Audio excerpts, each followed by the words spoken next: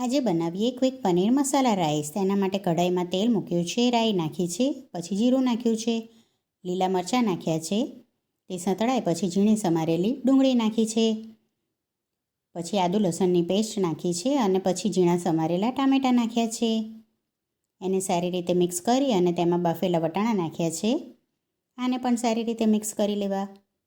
પછી હળદર નાખી છે, લાલ મરચું પાવડર નાખ્યો છે, ગરમ મસાલો નાખ્યો છે અને પાઉંભાજી મસાલો નાખ્યો છે.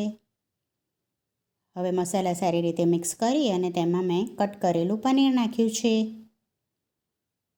એને પણ સારી રીતે મિક્સ કરી અને અહીંયા મેં રાંધેલા ભાત નાખ્યા છે અને તેની ઉપર મીઠું નાખી અને સારી રીતે બધું મિક્સ કરી લેવું. રેસીપી ગમે તો વિડીયોને લાઈક જરૂરથી કરજો. હવે બધું સારી રીતે મિક્સ થઈ જાય પછી કોથમીર નાખીને સર્વ કરવા. તૈયાર છે આપણા ક્વિક પનીર મસાલા રાઈસ. આવજો.